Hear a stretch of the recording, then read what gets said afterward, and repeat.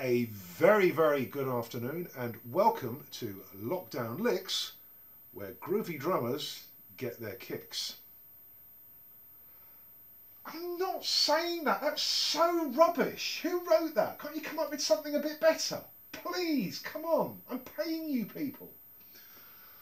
I suspect the production team may be about to get furloughed.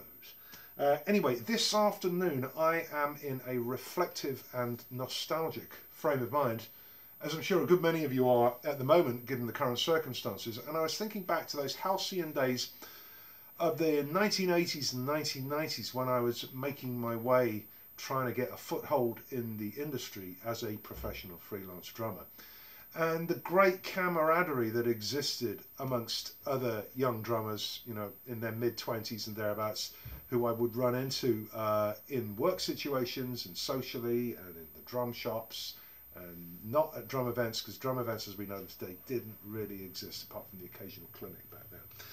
And there was always a great feeling, you know, in the, you know, not only the brotherhood but also the sisterhood of drummers, of, you know, everybody, we were all in it together and all trying to get on and make an impression and get connected. And there was always a kind of feeling of competitive practicing, like who was hip to the most happening and up-to-date concepts and who had all the stuff down.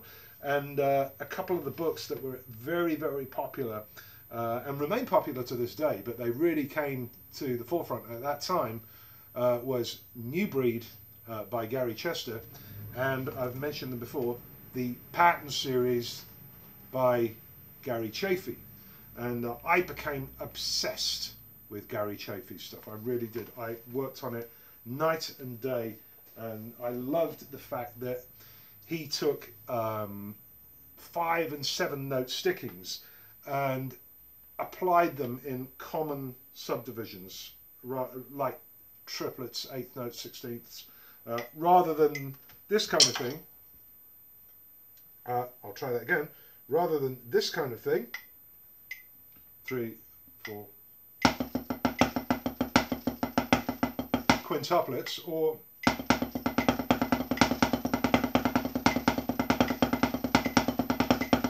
septuplets. Chaffee put them into, as I say, common subdivision, as well as the more hybrid groupings.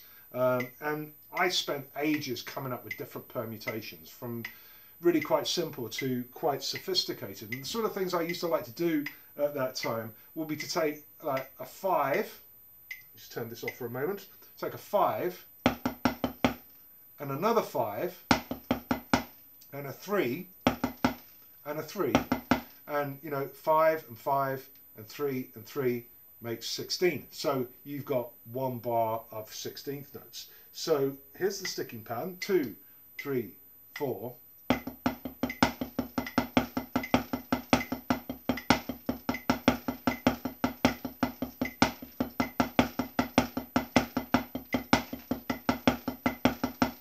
And then I would start to do like little orchestrations of things, like, so let's put the left hand here, the right hand up on the right cymbal, 3, 4.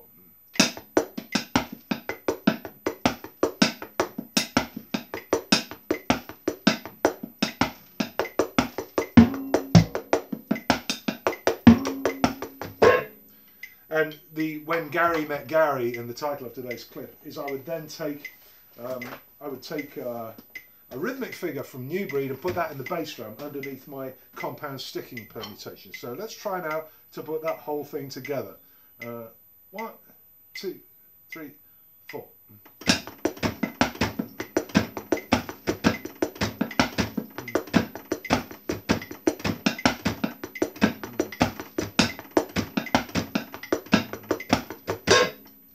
That kind of thing, you know, very simple, easy to play.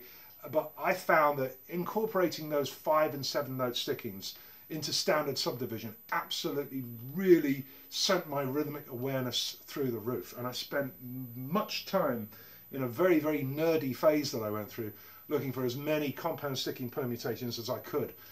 When I got to 19,000, I stopped, and that was only in 4/4 time. I didn't even go into 3, 5, 7 or anything else.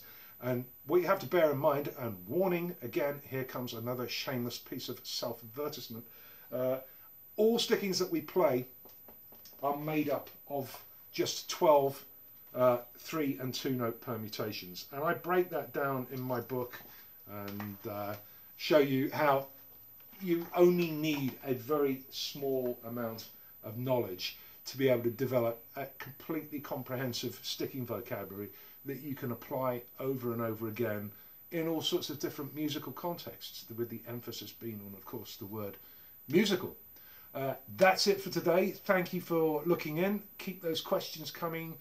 Keep sharing the videos, and I'll see you next time. Bye.